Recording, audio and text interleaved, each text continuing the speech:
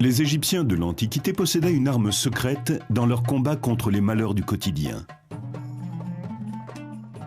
Pendant des milliers d'années, la magie a permis aussi bien aux rois qu'à la population de s'assurer santé, fortune, succès au combat et en amour. Le but de ces envoûtements d'amour était surtout sexuel. L'amour n'avait pas grand-chose à voir là-dedans. Après la disparition du dernier pharaon, les anciens rites perdurent, et la magie reste un outil puissant au cours des époques chrétiennes et islamiques. Cet ancien remède appelé le lait d'Isis était très connu encore au Moyen-Âge, et ce jusqu'au début de la médecine moderne. L'Égypte, pays des dieux et de la magie.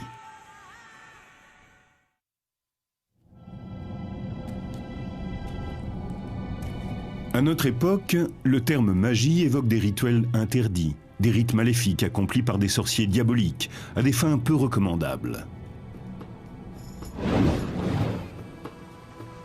Mais dans l'Égypte ancienne, la réalité était tout autre. Du pharaon aux paysans, tous considèrent la magie comme un outil puissant contre la malchance. La magie est surtout une religion pratique, très terre à terre. Elle colle à la vie quotidienne. Les gens s'en servent pour obtenir ce dont ils ont besoin, pour réaliser leurs souhaits, leurs espoirs, et pour lutter contre leurs peurs. On trouve des formules magiques pour accroître les récoltes, et d'autres qui s'appliquent en complément de la médecine traditionnelle. Mais aussi de nombreuses incantations à proférer contre des personnes ou contre des familles entières. Et à partir du règne de Ramsès, apparaissent les envoûtements d'amour. Du point de vue des Égyptiens, la magie est aussi ancienne que le cosmos. Ils la considèrent comme l'étincelle qui a permis la création. Selon les plus célèbres mythes égyptiens, le dieu Ré-Atoum a créé le monde en nommant chaque chose. C'est son premier fils, Eka, qui insuffle l'énergie vitale dans ses mots et qui donne vie au cosmos et à toutes les divinités.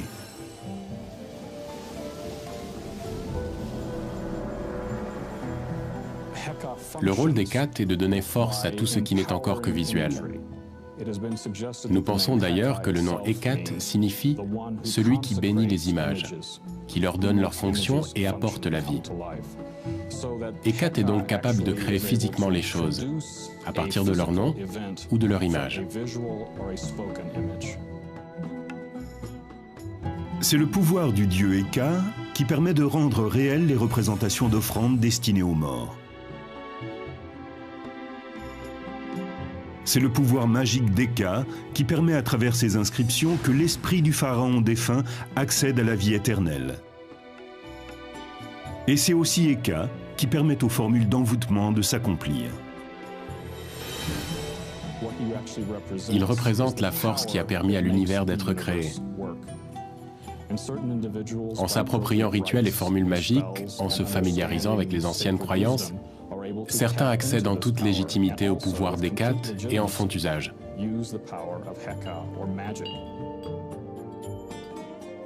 Pendant plus de 3000 ans, le pouvoir magique d'Eka est déclenché par des rituels officiels, destinés à protéger le pays, ainsi que par les incantations prononcées par les gens ordinaires.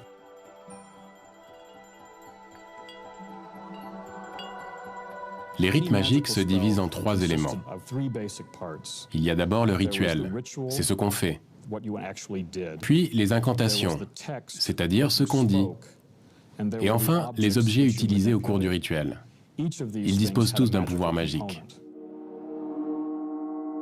Les objets de culte peuvent être des amulettes confectionnées par des artisans ou des éléments organiques, comme des langues de lézard ou du sang de taureau. Ils ont généralement une valeur symbolique. Ce bracelet est composé de représentations de coquillages appelées choris. On s'en servait dans les rites de fertilité car leur forme rappelle le sexe féminin. On trouve des formules magiques datant de la période gréco-romaine de l'Égypte, qui se situe entre -300 avant Jésus-Christ et l'an 400 de notre ère. Elles concernent divers problèmes comme la santé, le commerce, l'amour. Pour que le charme fonctionne, il faut rassembler plusieurs éléments comme les yeux d'un singe, un clou provenant d'une épave de bateau ou des larmes d'âne. Les formules magiques reflètent souvent l'époque à laquelle elles ont été écrites. Un ingrédient apparaissait souvent dans les enchantements. C'était du sang de gladiateur. Si vous en recueillez et que vous en mettez un petit peu dans votre boisson, elle vous donne pouvoir, force et colère. Dans les formules magiques, en plus de l'explication du pouvoir qu'elles renferment, de la liste des ingrédients et des amulettes à utiliser, on trouve assez fréquemment un texte narratif appelé historiola. Il s'agit la plupart du temps d'histoires retraçant la vie des dieux. C'est le récit d'événements mythiques. Il est répété plusieurs fois, mais ce n'est pas pour s'assurer que les gens comprennent bien l'histoire. Il met en scène des grandes forces, et en les répétant à plusieurs reprises, on libère ce pouvoir. On lui permet de sortir des lignes du récit. On a alors une chance d'être investi de la puissance des événements relatés.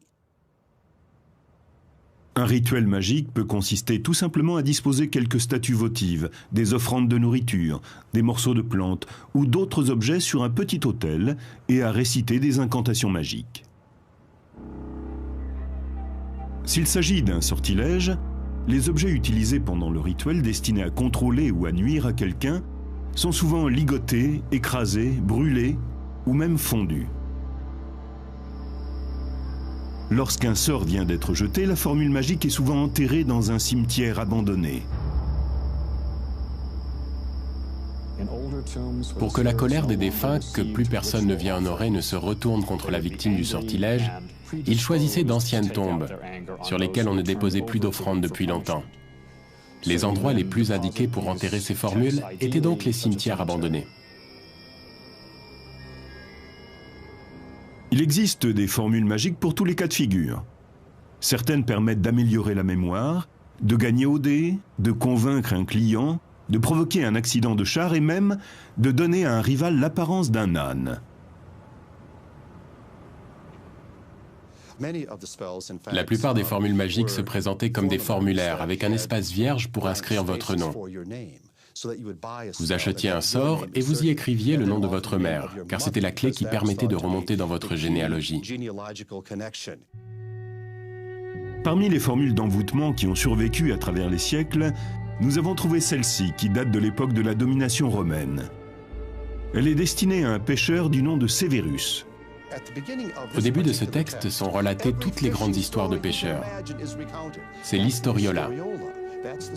On y raconte des événements qui sont devenus des mythes. À la fin, on peut lire « Et puisque la pêche a été si bonne pour tous les autres, qu'il en soit de même pour Sévérus, fils de Johanna. » Mais le vœu de Sévérus ne s'arrête pas là. Il veut également être doté d'une voix enchanteresse et être célébré pour son talent de chanteur.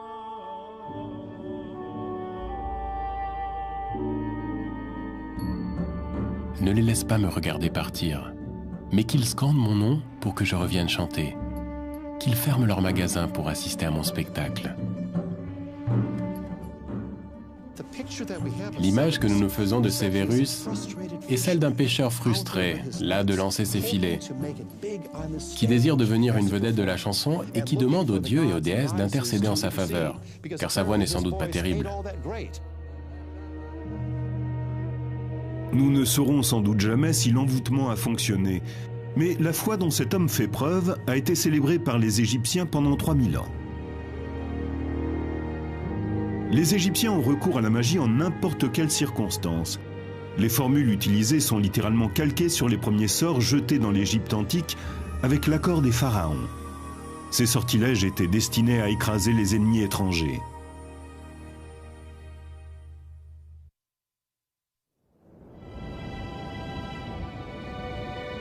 La vallée du Nil est un miracle vivant, un espace fertile au milieu d'un désert aride. Ces riches terres étaient prisées par ses habitants et attisaient la convoitise de leurs ennemis. L'Égypte a été envahie par les Nubiens venus du sud, puis par les Hittites venus de l'est. À plusieurs reprises, les Libyens ont attaqué par l'ouest et des pirates ont débarqué sur les côtes méditerranéennes. Ces invasions incessantes ont conduit les Égyptiens à lever des armées et à bâtir des forteresses pour assurer leur protection. Mais la magie constituait aussi un élément important de la défense du pays. Parmi les premières malédictions et les sortilèges jetés par les Égyptiens, certains étaient destinés à paralyser les troupes ennemies. Nous avons la preuve qu'on pratiquait ce type de cérémonie occulte depuis l'Ancien Empire et que cela a continué sous la domination romaine. Il existait un sortilège contre les ennemis du pays. On inscrivait une série de textes préétablis sur des poteries qui étaient ensuite brisés et enterrés selon un rituel précis, le plus souvent dans un cimetière abandonné.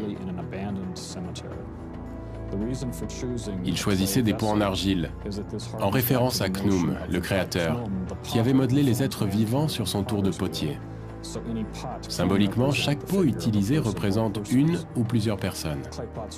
Les morceaux de poterie en argile faisaient partie des déchets courants en Égypte.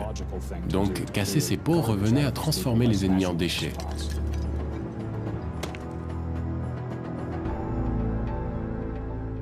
Les vestiges de ce rituel ont été découverts à Mirghissa, une ville située en territoire nubien tout près d'une forteresse égyptienne construite vers 1700 avant Jésus-Christ. Ce territoire appartient aujourd'hui au Soudan. Au cours des fouilles, on a découvert des morceaux de poterie en argile rouge. On peut y lire les formules d'une malédiction jetée aux Nubiens. Ils avaient été enterrés à côté de tombes abandonnées.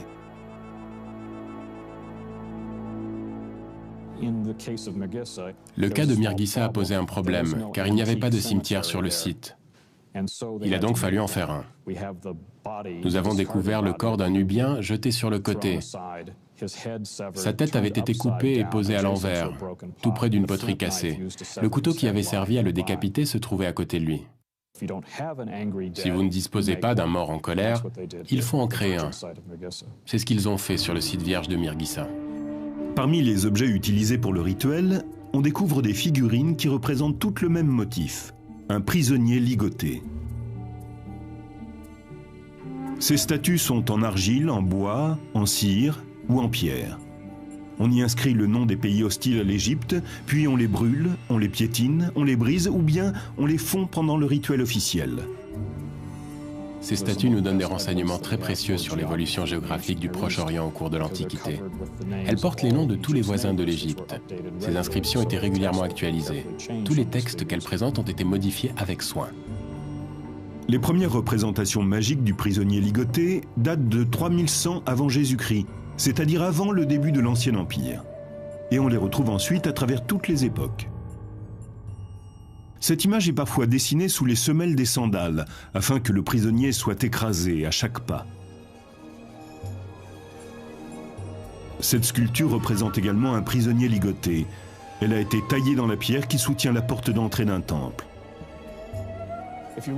Si vous observez le socle de cette porte, vous pourrez voir qu'il représente un prisonnier allongé le ventre contre le sol, les mains attachées dans le dos.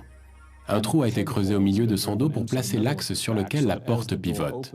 Ainsi, à chaque fois que quelqu'un entre dans le temple, l'axe vient broyer sa colonne vertébrale. Le simple fait d'ouvrir cette porte chaque matin reproduisait la défaite des ennemis de l'Égypte.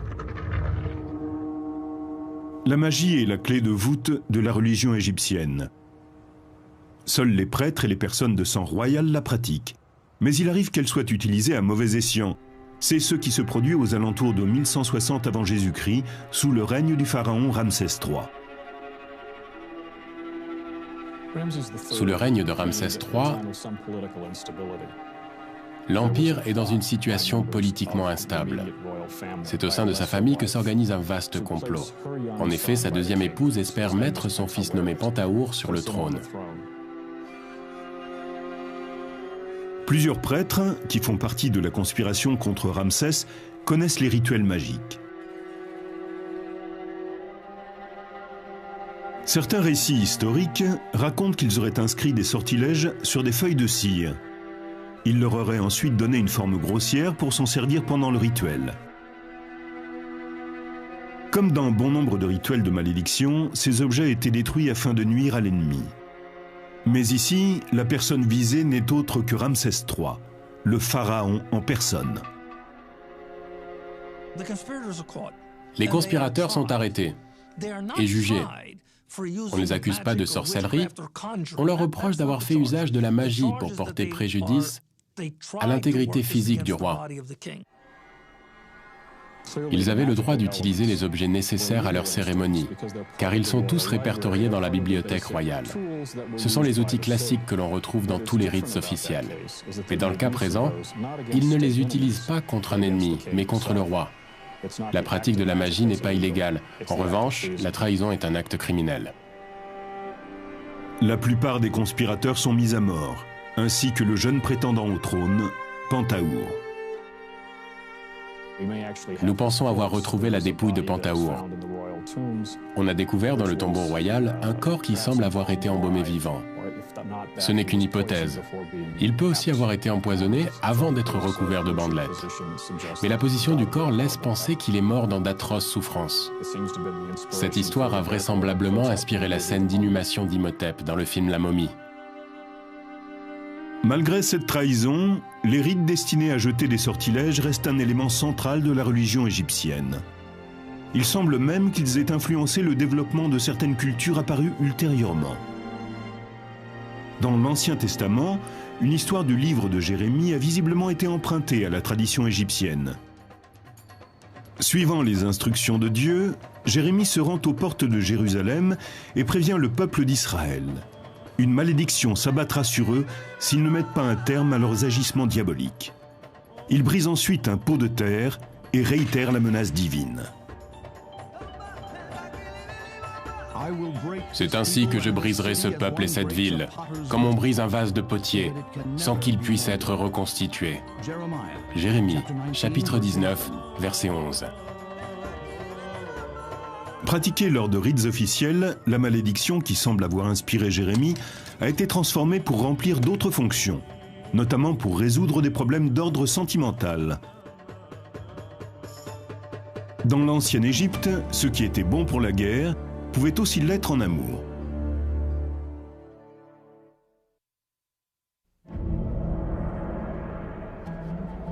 Le temple est le lieu où les forces magiques peuvent être libérées.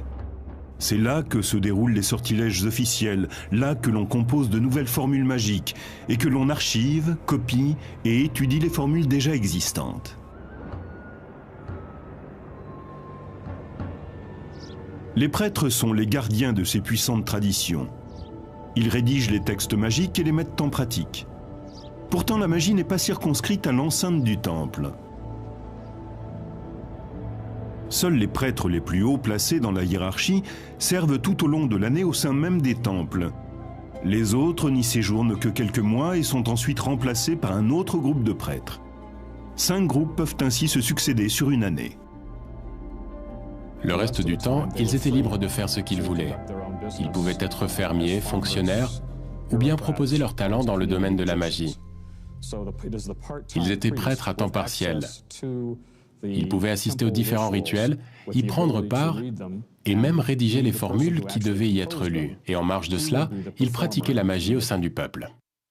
Dans les villages, les prêtres transforment les malédictions destinées aux ennemis de l'Égypte et les utilisent pour prévenir les désagréments du quotidien, comme les problèmes de santé, d'argent et les amours malheureuses. Comme dans les rites officiels, ces formules comportent une historiola qui retrace des événements mythiques. Isis, la déesse mère, et son époux, Osiris, le dieu des morts, sont souvent invoqués dans les incantations amoureuses. Les sortilèges destinés à la population permettent généralement de contraindre quelqu'un à faire quelque chose. Ici, il ne s'agit plus de combat guerrier, mais de conquête amoureuse. Au Louvre, on peut voir une statuette d'argile représentant une femme accroupie, les bras attachés dans le dos. Cette position rappelle clairement l'image des prisonniers ligotés. Elle était utilisée lors du rituel de l'envoûtement amoureux. Mais ce terme est-il bien approprié ? Le but de ces envoûtements d'amour était surtout sexuel. L'amour n'avait pas grand-chose à voir là-dedans. La figurine du Louvre date du IIIe ou IVe siècle avant Jésus-Christ, de l'époque de la domination romaine. Elle a été trouvée dans un pot en terre, accompagnée d'un texte magique écrit sur une fine feuille de plomb. La formule contient des informations spécifiques pour le rituel. 13 épingles en cuivre doivent être enfoncées méthodiquement dans la figurine. À chaque fois que l'une d'elles est en place, on récite la même incantation. En introduisant cette épingle en cet endroit, tu ne penseras plus qu'à moi. Cela avait pour effet d'obliger une femme à n'avoir de rapport sexuel qu'avec vous. Il faut préciser que même le mari de cette femme était alors exclu. Il n'y avait plus que vous qui comptiez. Le but de ce rituel n'était pas d'amener cette femme à tomber amoureuse de vous, mais de la contraindre à vous aimer. Ce rite utilise la symbolique du prisonnier ligoté, sans défense et que l'on écrase. C'est une application très classique des anciennes formules de domination égyptienne.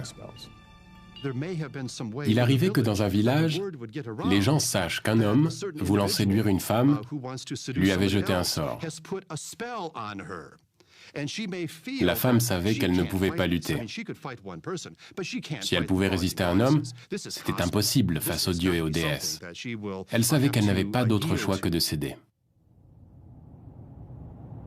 Au cours de la domination gréco-romaine, les formules des envoûtements amoureux sont souvent placées dans des cimetières abandonnés, parfois même à l'intérieur d'une dépouille. Cela rappelle un procédé antique de malédiction. On jette une figurine représentant celui que l'on poursuit dans un cimetière abandonné, là où les morts en veulent aux vivants de les avoir oubliés. En payant grassement quelqu'un ou bien en s'adressant à un prêtre, le texte pouvait être placé dans les catacombes, dans la bouche d'un cadavre. Cet envoûtement a été demandé par un homme qui souhaite manipuler les sentiments d'une femme mariée, du nom de Karossa. La formule est directement adressée à la dépouille dans laquelle on l'a placée. Réveille-toi et viens à mon aide. Fais que ce qui est inscrit sur ce texte une fois placé dans ta bouche devienne réalité. Empêche Karossa de penser à son mari, à son enfant, à sa soif, à sa faim. Et mène-la vers moi, brûlante de passion, d'amour, et pleine du désir de m'offrir son corps. Vite, très vite. Malgré l'introduction du christianisme en Égypte, ce type d'envoûtement va rester en usage plusieurs siècles après la crucifixion du Christ. Beaucoup parmi les prêtres chrétiens avaient été élevés selon les coutumes anciennes. Et la magie perdure à travers des chrétiens originaires d'Égypte, l'Église copte. Nous supposons que les principaux responsables des guérisons, de la préparation des amulettes ou des sortilèges et qui reliaient les formules magiques étaient des coptes. Ils pouvaient aider un homme à conquérir une femme, ou encore permettaient à une mère de jeter un sort sur le couple de son fils quand elle estimait que son épouse n'était pas celle qu'il lui fallait. Donc à ce moment, elle jetait un sort pour arracher cette fille des bras de son fils. Il semble donc que toutes ces formules magiques auraient été écrites par des moines coptes. Ils étaient les Égyptiens lettrés de l'institution chrétienne. La magie a continué à être présente pendant la période copte, car les gens croyaient à ces méthodes.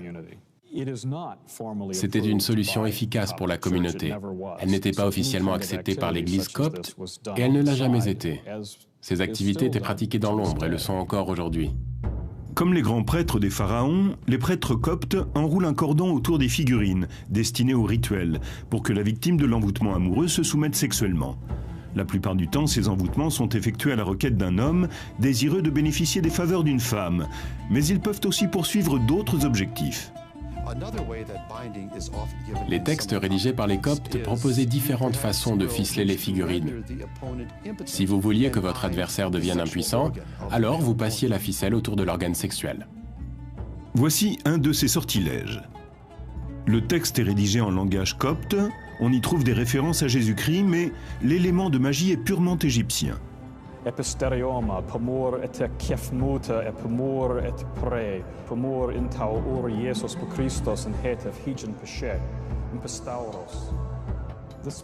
On invoque dans le sortilège l'union du ciel, de la terre, des oiseaux et de la lune, comme Jésus-Christ l'a demandé sur la croix, afin de s'assurer, comme il est dit dans le texte, que le membre viril d'eux, ici on inscrivait le nom de son ennemi, tout comme son désir, s'assèche comme un morceau de bois sec, qu'il devienne comme un chiffon sur un tas de crottins, qu'il ne durcisse plus, qu'il n'ait plus d'érection, qu'il n'éjacule plus, qu'il n'ait plus de relations sexuelles avec, et là vous mettiez le nom de la femme que vous convoitiez.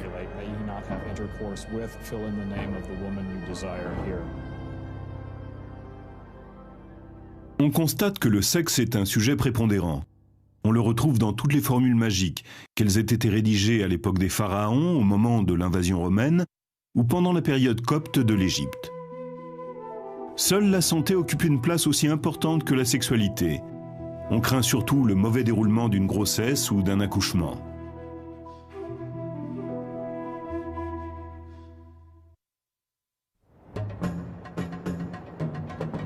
Selon les textes égyptiens anciens, les dieux ont offert la magie aux humains pour leur permettre de faire face aux pièges que le destin leur réserve. La perte d'un être cher est probablement l'une des pires choses qui puissent arriver. Les causes de décès sont nombreuses, qu'il s'agisse d'un accident, d'une maladie ou encore d'une grossesse ou d'un accouchement qui se déroule mal. La mortalité infantile était telle qu'il valait mieux prendre toutes ces précautions, y compris recourir à la magie pour protéger la mère et son enfant pendant et après la grossesse. Nous avons découvert tout un éventail de formules magiques. Cette liste porte le nom de formules magiques pour la mère et son enfant. Une personne appelée le magicien de la crèche était chargée de les élaborer. Parmi les outils du magicien, il y a les baguettes magiques, comme celle-ci. Elles sont taillées dans des défenses d'hippopotame afin d'être liées à Taouret, la déesse protectrice de l'accouchement. On garde ces baguettes auprès de soi pour indiquer que la mère et son enfant bénéficient d'une protection magique.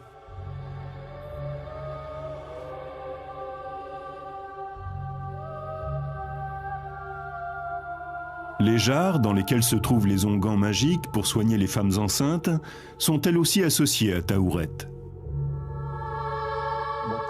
Elle représente une femme enceinte avec la silhouette de la déesse Taouret. Si bien qu'elles sont en partie femmes et en partie hippopotames. On disait que les onguents que l'on mettait dans les récipients pouvaient servir à soigner les vergetures. On retirait en quelque sorte l'huile du corps même de la déesse protectrice de l'accouchement. Et on l'appliquait sur la patiente qui était à son tour investie du pouvoir de Taouret. Ce genre d'association entre magie et médecine n'est pas un cas isolé. Sous l'Ancien Empire, certains physiciens sont aussi appelés prophètes d'Eka, le dieu de la magie. Comme dans les emboutements amoureux, les formules de guérison comportent une historiola. On y retrouve souvent les histoires d'Isis et d'Horus. Parmi les magnifiques histoires que l'on raconte au sujet de la déesse Isis et de son fils le dieu Horus, l'une d'elles explique comment Isis parvint à soigner Horus d'une piqûre de scorpion. On note un grand intérêt dans la magie égyptienne pour se protéger des piqûres de serpents et de scorpions. Le mythe d'Isis et d'Horus a inspiré l'un des remèdes magiques les plus puissants, le lait d'une mère ayant mis au monde un garçon. Bien sûr, on ne disposait pas toujours du lait de la mère d'un jeune garçon. Il existait donc de petites fioles de la forme d'une femme avec un enfant dans les bras. On mettait un autre type de lait dans ce récipient, mais au moment de le retirer, il se transformait en un lait venant de la mère d'un garçon. Et lorsqu'on accomplissait le rituel approprié et que l'on récitait l'historiola d'Isis et d'Horus, ce lait devenait le lait d'Isis. Cet ingrédient mythique a été utilisé longtemps après la disparition des pharaons. Le physicien grec Hippocrate, qui a vécu entre le 4e et le 5e siècle avant Jésus-Christ, le comptait aussi au nombre de ses remèdes. Le lait d'Isis est utilisé dans les pays occidentaux jusqu'au XVIIe siècle. Il apparaît pour la dernière fois en Angleterre dans des remèdes à base d'herbes. L'ancien fluide thérapeutique égyptien d'Isis est longtemps resté un traitement reconnu.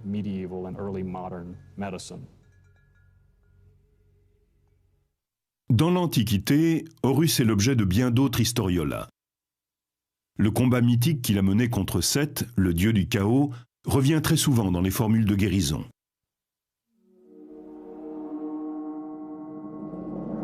La légende raconte que Seth arracha un œil à Horus lors d'un terrible combat. Mais Thoth, le dieu de l'écriture et de la médecine, grâce à la magie, parvint à guérir son œil. En récitant cette partie du mythe qui traite de la guérison d'Horus, datant de l'époque des dieux, on va agir sur la guérison du patient. Selon les anciens textes, Thoth a craché sur l'œil blessé d'Horus, ce qui a suffi à le guérir.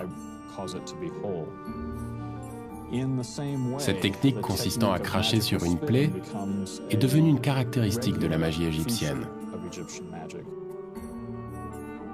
L'œil intact d'Horus porte le nom d'œil Udjat. Il est devenu le symbole le plus répandu sur les amulettes d'Égypte. Aujourd'hui, l'œil Udjat fait partie de notre quotidien. Il apparaît encore sous cette forme dans les pharmacies. Comme l'œil Udjat, le rituel magique du crachat a été repris par d'autres cultures. On retrouve cette méthode du crachat dans le Nouveau Testament. Dans l'évangile de Marc, Jésus crache sur l'œil d'un aveugle pour le soigner, comme l'avait fait Thoth des siècles auparavant. Cette pratique magique est tellement répandue au Proche-Orient que l'on ne sait pas si Jésus s'est inspiré de la culture égyptienne ou si cette pratique vient bien de Palestine.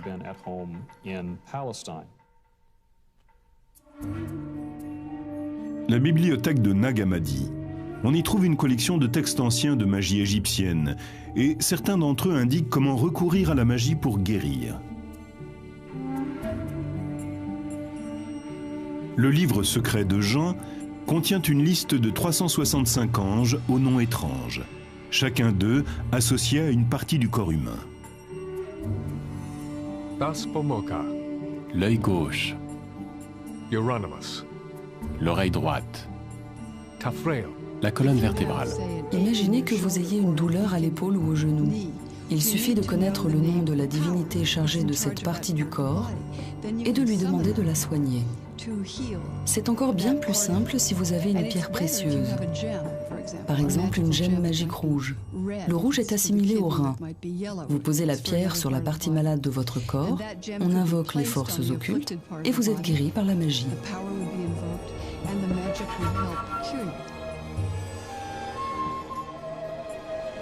Des traces d'une autre tradition magique ont été découvertes ici, dans la synagogue Ben Ezra du Caire, l'un des plus vieux temples juifs d'Égypte.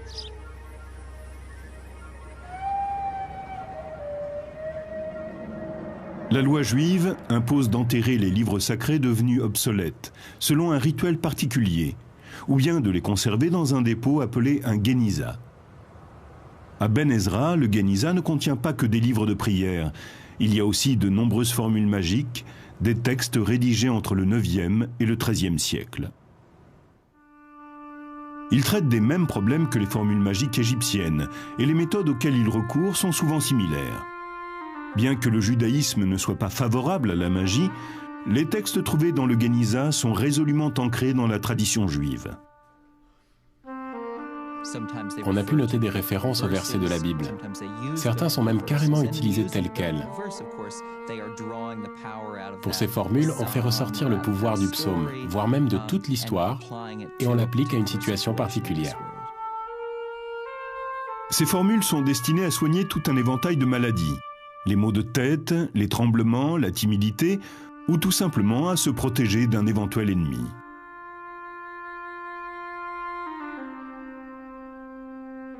Les textes magiques du Géniza ont un point commun avec les textes coptes et ceux rédigés à l'époque des pharaons.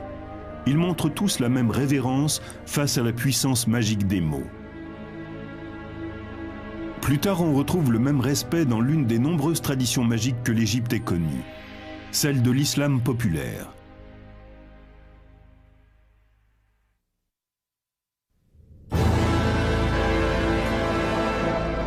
Au commencement, Dieu, le Créateur, nomma chacune des choses qui composent l'univers.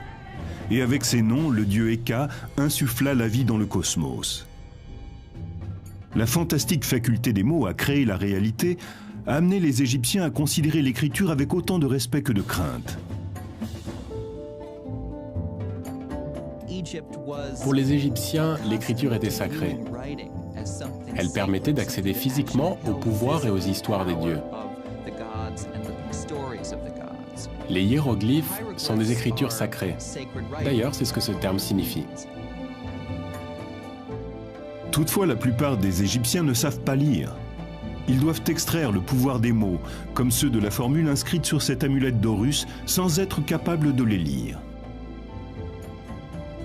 Puisqu'ils ne pouvaient pas les lire, ils versaient de l'eau sur la surface de la stèle ou bien ils la plongeaient dans un récipient rempli d'eau. Le liquide se chargeait du pouvoir magique de la formule et ils n'avaient plus qu'à le boire.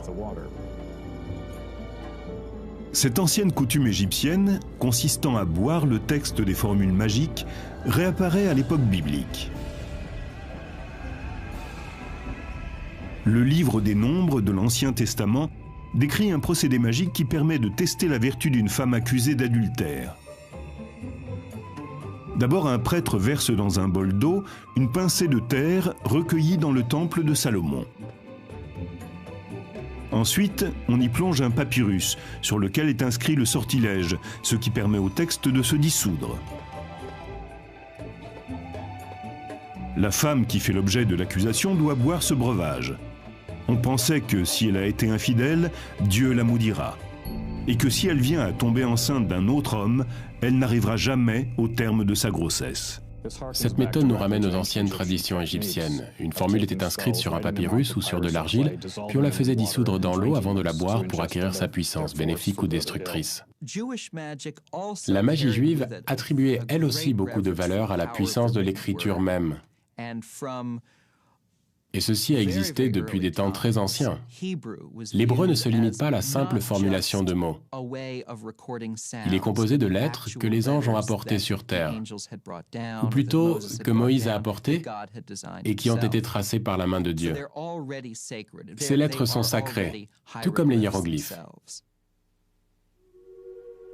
Les formules magiques de la période gréco-romaine trouvent leurs racines aussi bien dans la tradition pharaonique que juive. Les prêtres qui les rédigent cherchent sans cesse de nouveaux noms, de nouveaux mots, de nouveaux sons. Plus ils sont étranges, mieux c'est. Nous avons trouvé de nombreux exemples de ce langage magique en introduction de textes qui commencent comme une prière. Ça ressemble à cela. Yahoo, Sabeyov, Adonai, ce sont des sonorités qui sont typiques de l'hébreu. Et il devait y avoir des noms d'anges comme Michael, Gabriel, Raphaël. Il y avait même des palindromes, ces mots que l'on peut lire dans un sens comme dans l'autre. Il confère un grand pouvoir aux incantations. Abla Nafan Alba, Sesumgen Barfarenges, Shemesheilam. Ce sont des mots étranges et très exotiques. Laielops. On retrouve toutes sortes de mots magiques. L'Église copte semble elle aussi reconnaître aux mots et aux lettres un grand pouvoir magique.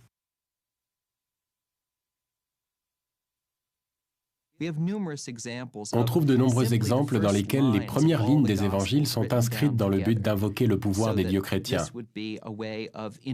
Certains de ces textes sont utilisés comme une forme de pouvoir.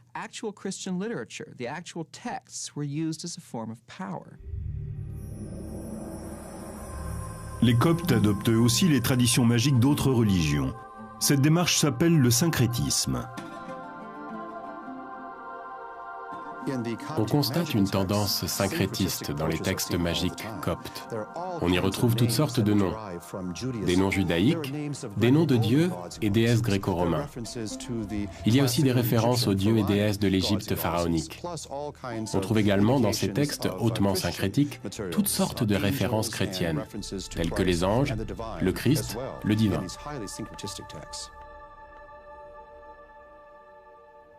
Il existe un exemple parfait de texte syncrétiste parmi les ouvrages mystiques de la bibliothèque de Nag Hammadi. Dans ce récit, il est question d'un jeune homme qui rend visite à Thoth, le dieu égyptien. Il cherche à atteindre la sagesse à travers le pouvoir magique des incantations.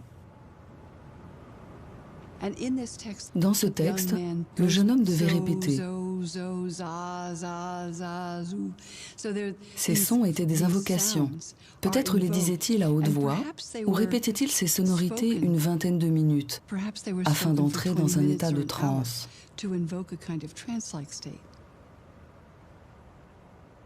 Même si la magie n'est pas officiellement approuvée par l'Église copte, elle survit et perdure jusqu'à la période islamique. Cette vision très ancienne, qui consiste à accorder à des textes un pouvoir magique, semble avoir été partagée par les musulmans d'Égypte. On en trouve des preuves dans des endroits très inattendus. Dans ce bâtiment se trouve un nilomètre qui permet de mesurer la profondeur du Nil. Construit en l'an 861 de notre ère, il a permis pendant plus d'un millénaire de prévoir les inondations, les famines ou l'abondance de nourriture. Les parties essentielles du nilomètre sont recouvertes de versets du Coran. Il est ici question de l'eau, de la végétation et de la prospérité. Certains experts pensent que ces versets sont là dans un but magique, comme sur les amulettes pharaoniques, mais à plus grande échelle. La magie trouve également place en Égypte dans la pratique quotidienne de l'islam.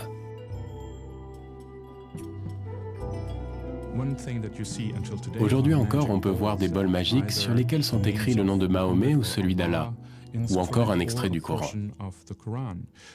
On y verse de l'eau, et en la buvant, on est investi d'une force positive. L'utilisation des bols magiques n'est que l'un des nombreux rituels musulmans qui reprennent les traditions de l'Antiquité égyptienne, liées au pouvoir de l'écriture.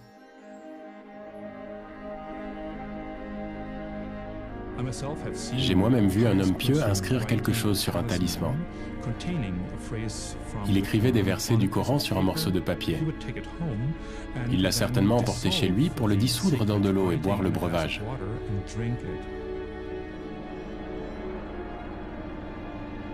Il y a 5000 ans, les anciens Égyptiens ont eu recours à la magie pour éviter les pièges que le destin leur réservait. Au cours des siècles, et quelles que soient leurs croyances, les Égyptiens ont fait confiance à la magie pour améliorer leur santé, se protéger du malheur ou connaître la chance en amour. Tous ceux qui ont vécu sur cette terre ont ce lien entre eux, le désir de déjouer les pièges du destin en recourant à une puissance supérieure que l'on appelle magie ou parfois religion.